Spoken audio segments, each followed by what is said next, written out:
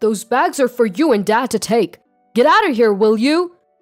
I couldn't hide my shock at the sight of the bags piled up at the front door.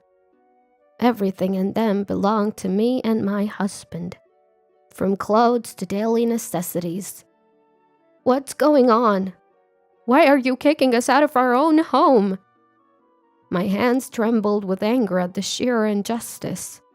Seeing my reaction, my son and daughter-in-law smirked. We're taking over this house before Dad gets back from his business trip. Consider it our wedding gift. That's absurd. You can't do that. Well, you didn't give us any wedding money, so it's only fair. You're old anyway. Why don't you just go to a nursing home or something? Mia said, and Alex burst into laughter. Great idea. Off to the nursing home with you. They both jeered at the idea of sending us to a nursing home. I found the situation so ridiculous that I burst into laughter. They looked at me suspiciously, but I didn't care. Are you sure you won't regret this? Regret? We'll feel relieved. All right then, suit yourselves. I smiled at the bluffing Alex and Mia, grabbed my bags, and left the house. It feels so good without the nuisances. We got the house too. This is awesome. I heard their jubilant voices from the other side of the front door. They have no idea what's coming for them. I dragged my carry-on bag away from the scene. My name is Laura. I've worked in caregiving for many years and retired at 70. I enjoy interacting with people, so even after retirement, I volunteer locally. My husband is also in his 70s and runs a small to medium-sized business. He's quite active for his age, often accompanying his employees on business trips. It seems that the company will be handed over when the successor grows up, so I would like to support my husband's work until then. We have a son named Alex. He was a miracle baby for us, as we struggled with infertility for years. We raised him with love and care, and he used to be a well-behaved child. Alex had always been a good kid, the kind of son that made parents proud and neighbors talk. It's not like we spoiled him. We taught him the basics. What's wrong is wrong, and don't do things that annoy others. But when Alex hit high school, we realized there's only so much parents can do. He started hanging out with a local group of troubled teens, and his life began to spiral. The influence of friends can be greater than that of parents. Our once honest and straightforward son became rebellious, selfish, and self-centered. He barely graduated high school and went on to a local college, where he started demanding to live alone. We rented an apartment for him and supported his tuition and living expenses. We hoped college would give him a sense of urgency and a stepping stone to independence. But Alex barely attended classes and remained aimless even after barely graduating. Now, Alex is in his mid-40s. No job, no significant other. Is he going to be all right? These were my worries when I called him about coming home for the holidays. That's when everything started to unravel. Hello, who is this? The voice I heard after 6 months was clearly not Alex's. A woman's voice, cute but somewhat languid. Is this Alex's phone? Who are you? Who are you? I heard Alex's voice faintly in the background. Mia, who are you talking to? Alex, some unknown lady is calling. I don't know any older women. Who is it? Alex, now laughing, took the phone and his voice turned noticeably annoyed when he realized it was his mom. What do you want, Mom? Why? You haven't shown your face in years. How about coming home for the holidays? Your dad misses you. In fact, my husband was really missing him. Probably more than me. He's always concerned about Alex's future and well-being. Maybe it's because they used to fight a lot during his teenage years. But Alex's response was cold. Nah, coming home is a hassle. I'm staying here with Mia. At least call your dad. Yeah, I get it. So the girl earlier, Mia, are you dating her? Living together? I couldn't help but ask about the woman I had just spoken to. Would a girlfriend really answer her boyfriend's phone without permission? Would she rudely address a stranger as you and speak without any courtesy? Honestly, it was pretty outrageous. But instead of answering, Alex just clicked his tongue in annoyance. Ugh, so annoying. What did you say? You guys are always so annoying. Always meddling in my business. Without a shout, he hung up the phone. I had been yelled at during Alex's rebellious years, but I never thought he'd speak to me like that as an adult. I stood there, phone in hand, stunned. I'm home. Did you talk to Alex? That night, I told my husband about the rude woman who answered the phone and the harsh words from Alex. My husband looked serious, but eventually said, Well, he is working, even if it's temporary employment. Let's give him some space. Maybe my husband was right. I was shocked when Alex changed in high school, influenced by his surroundings. I've been anxious that he might be hanging out with the wrong crowd or dating someone questionable. Maybe my over-involvement was getting to him.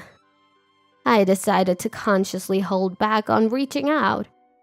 A few months later, Alex contacted us.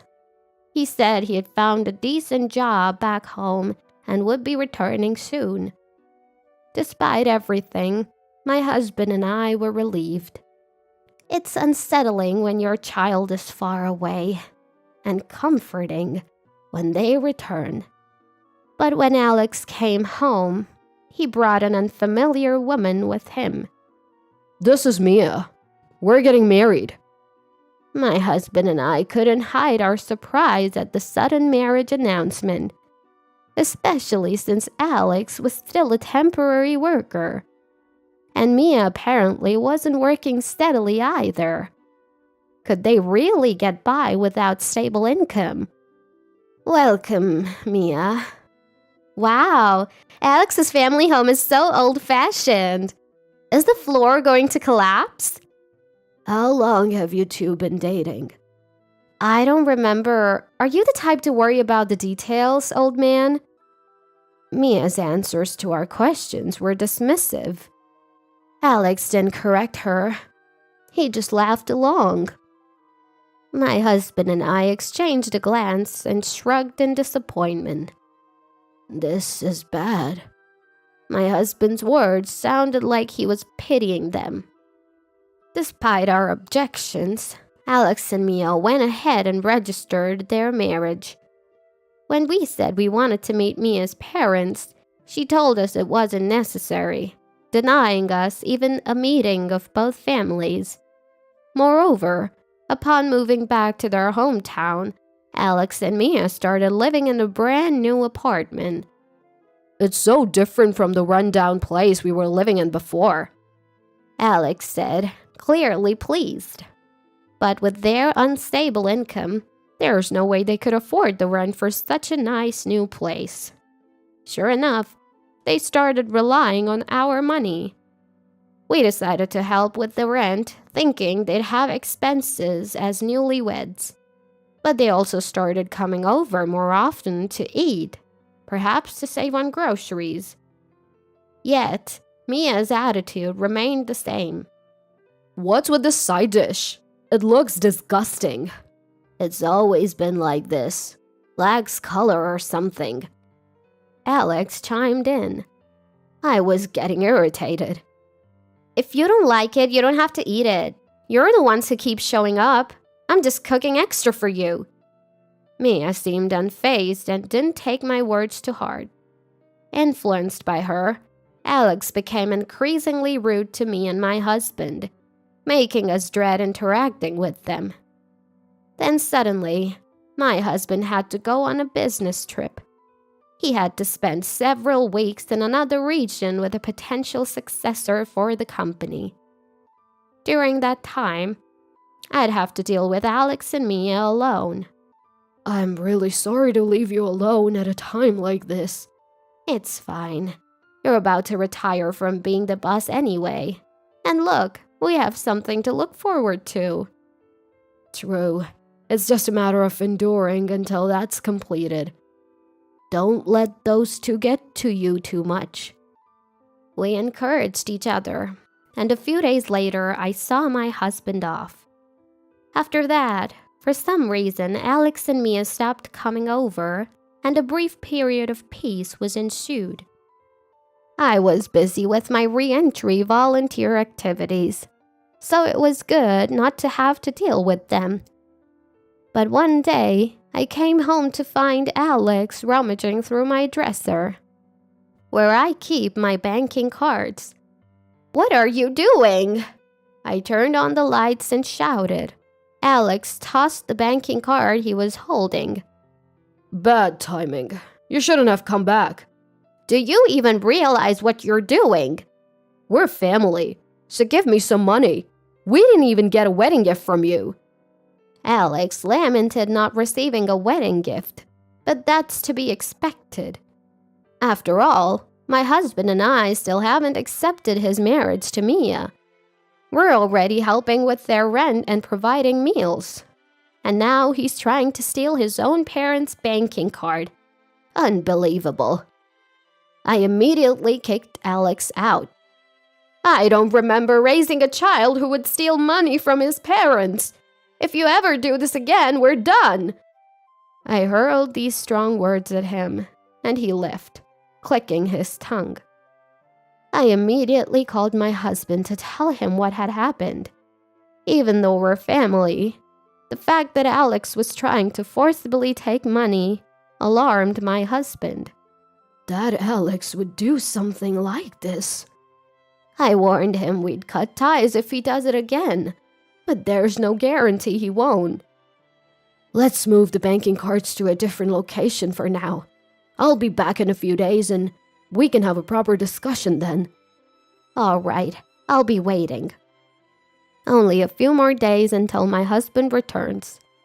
I hid our valuables and braced myself for any surprise visits from Alex and Mia. But I never expected them to resort to such drastic measures. One day, when I returned from my re-entry volunteer activities, I found a truck parked in front of our house. Boxes and furniture were being carried in by movers. I rushed inside and found Alex and Mia. What are you doing? Oh, Mom. Sorry, but we've decided to take this house. Owning a home is an asset, right? So it's better if we live here instead of you old folks. Mia said, laughing. I was too confused to comprehend what they were saying. Besides, Dad's still working at 70, right? Even now, he's on a business trip. I don't want to end up like that. Working hard is for suckers. While you guys are still healthy, we're taking what we can. Remarks that make a fool of her husband. Alex's words were a mockery of my husband, who has worked hard as a small and medium-sized business owner. I understand that it's been tough getting the business off the ground, but to me, this felt like an unbearable insult. Those are your belongings. Get out! Alex pointed to several bags packed at the entrance. I couldn't hide my shock. Everything from our clothes to daily necessities had been shoved into bags. Why should we have to leave the house we live in for you two? Faced with such unjust treatment, my hands trembled with anger. Seeing my reaction, the couple grinned. We're gonna make this house ours before Dad gets back from his trip. Consider it a wedding gift. That's impossible. You didn't give us a wedding gift, so this is only fair. You're old. Why don't you go to a facility or something? When Mia said that, Alex joined in with a big laugh. That's a great idea. Old folks should go to a facility. A facility! As they chanted, urging me to go to a facility, something in me snapped, and I burst into laughter. The two of them looked at me suspiciously, but I didn't care. Are you sure about this? You won't regret kicking me out. Huh? We'll feel refreshed. All right then, suit yourselves. I smiled at the defiant Alex and Mia, grabbed my bags, and left the house. It feels so good without the nuisance. We got the house too! This is awesome! I could hear their jubilant voices from the other side of the front door. They have no idea what's coming their way.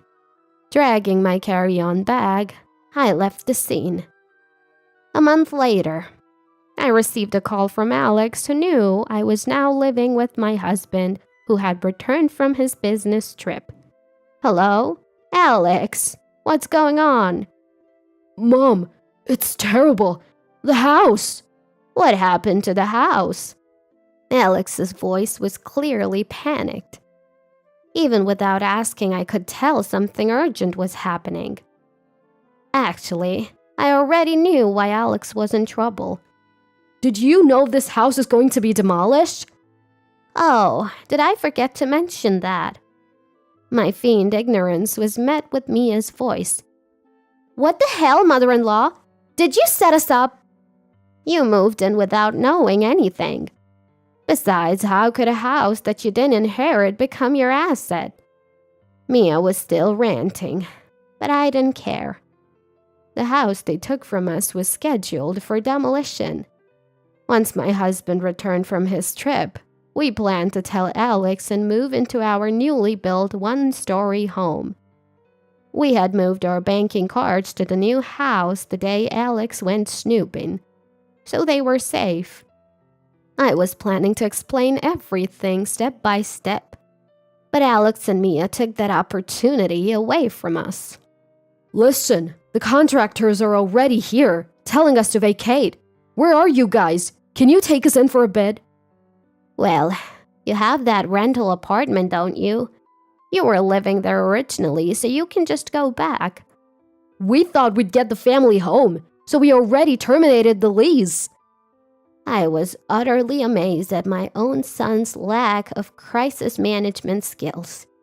It seems Alex and Mia had prematurely terminated their apartment lease, thinking they could live in the family home and use the money I was paying for rent however they wanted.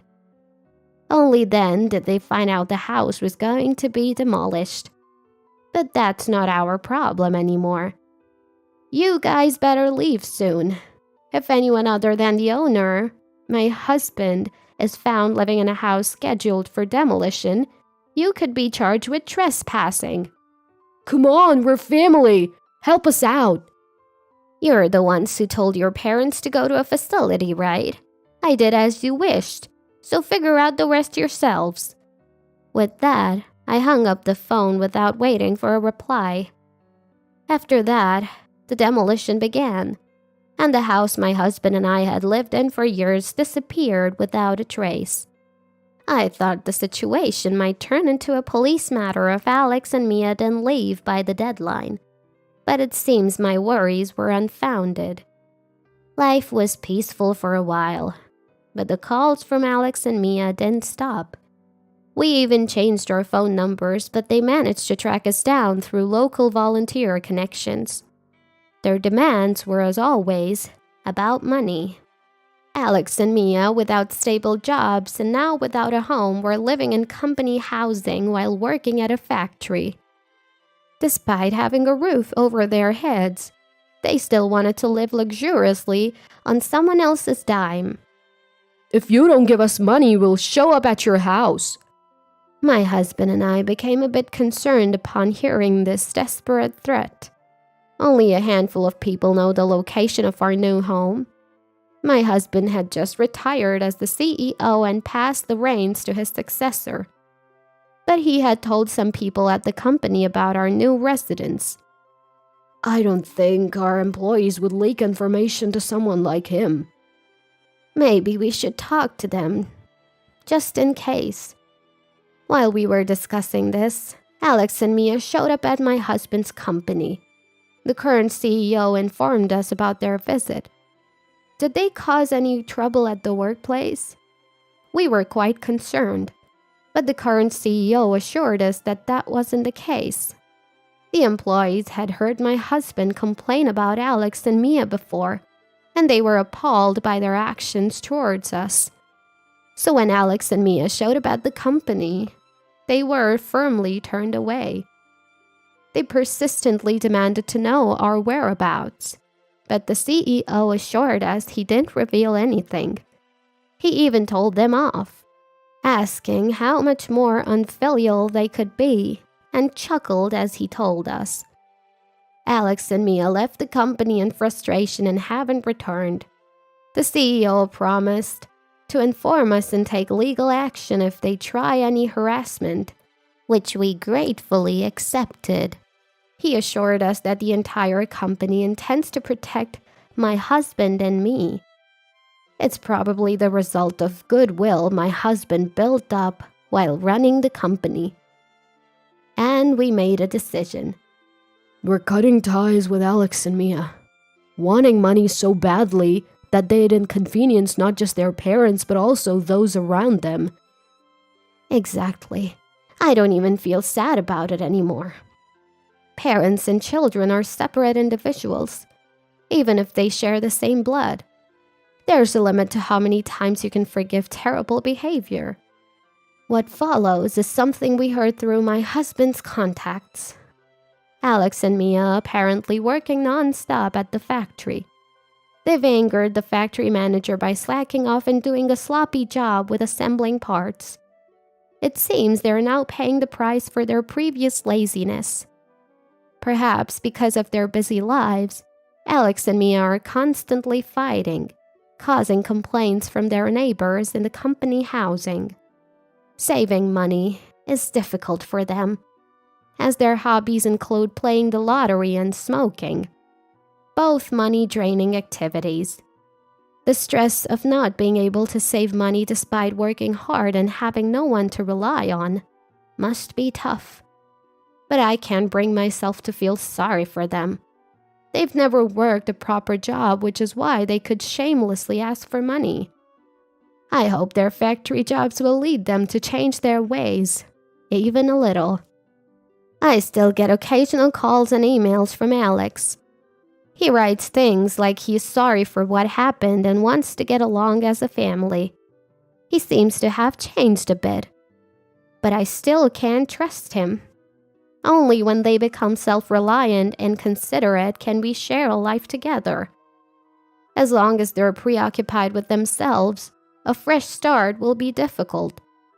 Since retiring as CEO, my husband has taken up home gardening, something he's wanted to do since he was young. I assist him with his gardening while continuing my re-entry volunteer work in our new location. I had hoped to live peacefully with our son and daughter-in-law. Ideally, I would have wanted to live peacefully with our son and his wife. That wish may not have come true, but as long as I know they're alive and well somewhere, that's enough for me. The time I spend with my husband is more precious and warm than anything else. I intend to protect this invaluable happiness and lifestyle with all my might.